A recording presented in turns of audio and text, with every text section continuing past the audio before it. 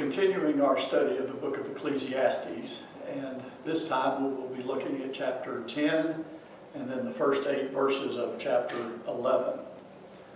You will remember that the purpose of the book of Ecclesiastes is the preacher is trying to answer the question, what gain does man have for all of his toil with which he toils under the sun? And his conclusion to that is vanity of vanities, all is vanity.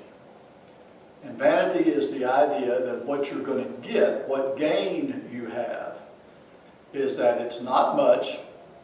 What little bit there is doesn't last very long, and it has very little substance to it. And so while he is searching out the answer to that question, what does man gain? He makes a lot of observations about life. And in chapter 10 is no different.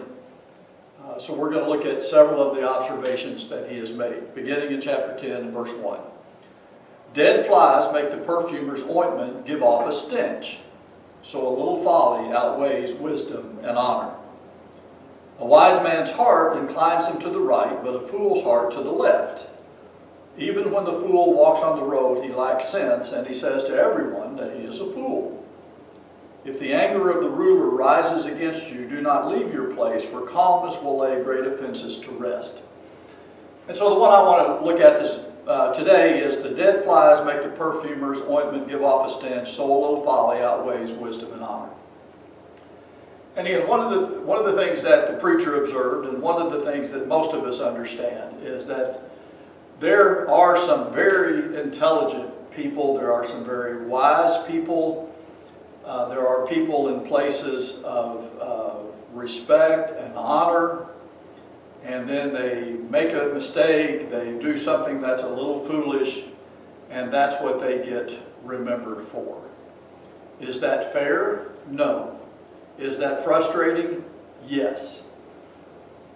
Is it unfortunate? Absolutely.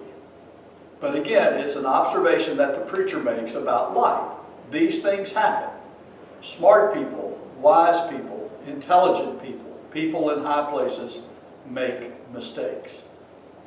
And so often that is what they are remembered for. Verse 5 and 6 and 7. There is an evil that I have seen under the sun, as it were an error proceeding from the ruler. Folly is set in many high places, and the rich sit in a low place. I have seen slaves on horses, and princes walking on the ground like slaves. And again, is this fair? Is this frustrating? Is this right, if you will? And the answer to that is no. And the preacher calls it an evil there in verse 5. And he says it's like it's an error proceeding from the ruler. Folly is set in many high places. And again, all of us are familiar with people in places of great authority whom we consider to be foolish and in fact are foolish. And again, the writer says that's an evil. Not that necessarily that it means that it's sinful, but it's the idea of it's just not right. It's absurd. It's frustrating that sometimes there are fools in high places, slaves riding on horses, and princes walking on the ground. Then in verse 10, one of my favorite ones, if the iron is blunt and one does not sharpen the edge, he must use more strength. But wisdom helps one to succeed. And again, for those of y'all who have ever chopped wood with a dull axe, you know how hard it is.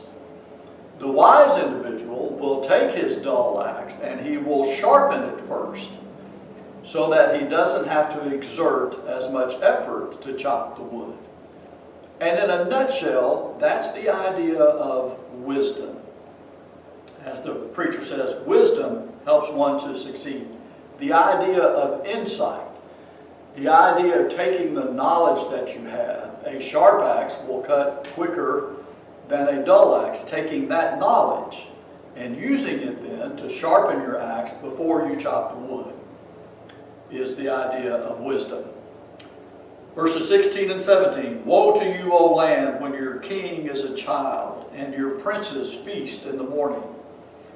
Happy are you, O land, when your king is the son of the nobility, and your princes feast at the proper time for strength, and not for drunkenness. And so, again, one of the things that we've noticed here in this country is that there are a lot of people who simply do not participate in the election process of our officials. And there are lots of reasons given for that, but the fact of the matter is, if we do not elect wise officials, then our country is in trouble. Woe to you, O land, when your king is a child, and your princes feast in the morning. When you have officials who do not do their job, either because they don't know how to do their job or because they're lazy and they don't want to do their job, the land is in trouble. But happy is the land when your king is the son of nobility, your princes feast at the proper time for strength and not for drunkenness. And so we need to pay attention to our elected officials. We need to participate. We need to elect the smartest and the wisest individuals to run our county, our city, our state, and our country. Verse 18, through sloth the roof sinks in, and through indolence the house leaks. And again, this is a way of saying that laziness, sloth, and indolence causes problems. There are things that have to be maintained, and we need to maintain them. We cannot neglect them, because the longer we neglect the problems just grow and grow and increase. Verse 20, even in your thoughts do not curse the king, nor in your bedroom curse the rich. For a bird of the air will carry your voice, or some winged creature tell the matter. And that's a way of saying, be careful what you think, and be careful of what you say. All of us have probably had the experience of confiding in somebody, of saying, hey, guess what I heard, but before I tell you, you have to promise not to tell anybody. And they promise not to tell anybody, and we tell them, and the next thing we know, 14 other people know about it. Be careful what you say, because it might be repeated. Again, is that frustrating? Absolutely. If you don't want something repeated, don't say it. Then in chapter 11, there are some more observations. Cast your bread upon the waters, for you will find it after many days. Give a portion to 7, or even to 8, for you know not what disaster may happen on earth. This is the idea of being generous. Cast your bread upon the waters. Be generous to people, for you will find it after many days. Give a portion to 7, or even to 8, for you know not what disaster may happen on earth. This is the idea of being generous with what we have, being willing to give it away, not with the understanding that people will laud us and praise us, but it is the idea that if you're generous, God will provide. One of the things that I have found in my life is the times when I have been generous, God somehow makes sure that I have enough and even more so that I can be more generous. Instead, one of the things that afflicts us is we are scared about emergencies or disasters, as the writer calls them here, and so we start to hoard things. For those of us here in the United States, a month and a half ago, 2 months ago, people were hoarding toilet paper because they were scared of this coronavirus. And toilet paper became very scarce. But what the preacher is saying is be generous, and God will bless you and give you even more to be generous with. Verse 3, if the clouds are full of rain, they empty themselves on the earth. And if a tree falls to the south or to the north, in the place where the tree falls, there it will lie. And as I understand it, that's the idea of what I like to say, well, it is what it is. And I know in my life, and I know in the life of my children, and I know in the life of a lot of other people, one of the things I spent a lot of time and energy griping about the way things ought to be and fighting against the way things ought to be.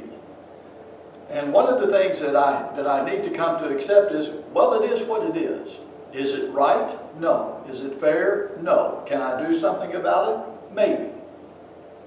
But there are some things that I can't do anything about. There are some situations in life that are not right, that are not fair, that shouldn't be the way they are.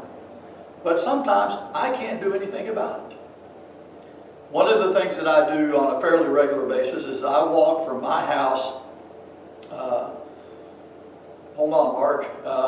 east on Michigan Avenue toward Ellenberger Park. And there's a bike lane. And I typically walk and run in the bike lane because it's facing the oncoming traffic and I can jump out of the way if there's a crazy driver. But every now and then there's somebody who is racing down Michigan Avenue. And there's not a thing in the world I can do about that. I've thought several times about faking like I was going to jump out in front of them to try to make them slow down, but that probably wouldn't end well. There are some people who are just going to do what they're going to do without any regard to other people. There are going to be some people who speed, and there's not a whole lot I can do about that. And sometimes we just have to accept, well, it is what it is. Verse 5, as you do not know the way the Spirit comes to the bones in the womb of a woman with child, so you do not know the work of God who makes everything. And again, I will readily admit, there are times that I wish God would have given us more information. That there are times I wish God would have told us in clearer terms about why He's doing what He's doing. But the fact of the matter is, He does not always tell us what He's doing. And again, kind of go back to verse 3. It is what it is. God is not going to tell us why He is doing everything that He is doing. And I don't intend to speak for God because I don't know why. He didn't tell us everything. But I think part of the reason He didn't tell us everything that He's doing and why He's doing what He's doing so that we would trust Him. So that we would finally say, I don't understand why you're doing this, but I know that you're God and I will trust you. Verse 6, in the morning sow your seed, and at evening withhold not your hand, for you do not know which will prosper, this or that, or whether both alike will be good. And to me, what the preacher is saying is, do your work. If it's time to sow, go sow. If it's time to do this, go do it. Because you don't know which one is going to prosper, and maybe both of them will. But there are so many times we're hesitant about doing something that we end up not doing anything at all. And so the preacher says, go do your work. And then in verse 8, so if a person lives many years, let him rejoice in them all. But let him remember that the days of darkness will be many. All that comes is vanity. And again, if I understand what the preacher is saying rejoice in your life. Even though you know there are going to be many dark days. And that's just the way that it is. I know people who, when they get ready for bed, they've had a great day, everything has gone just wonderfully, and now they're getting ready to go to bed and enjoy a good night's sleep, and they stub their toe, and they cry out, what a horrible day. This one act of stubbing their toe has just completely ruined the whole day for them. What a shame. God has never promised us that everything is going to be wonderful. He has never promised us that everything is going to be rosy. There are going to be dark days. We're living in some very dark days now. We're not supposed to leave our home. If you go out in public, you're supposed to wear a mask, and doesn't that look weird to see people walking around with these masks on? Schools are shut down. A lot of businesses are closed. A lot of people are suffering. A lot of people are unemployed and haven't received their unemployment check and may not get one at all. There are people who are living in this country illegally, and they shouldn't be living in this country, and they are not going to get a stimulus check, and it really doesn't matter whether you think that's fair or not. That these people who are living here illegally don't get a stimulus check. It doesn't matter whether or not you believe that's fair or unfair. They're going to go hungry. They're going to get hungry. And as children of God, we should be helping them. And so the preacher says, rejoice in your life. Yes, there are going to be dark days. And all that comes is vanity. What we're going to get from this is very little. And it's not going to have much substance to it. And it's not going to last very long. But the preacher says we should still rejoice. Even though all that comes is vanity. And life is going to be filled with many dark days. Next time we'll look at the rest of chapter 11 and then chapter 12.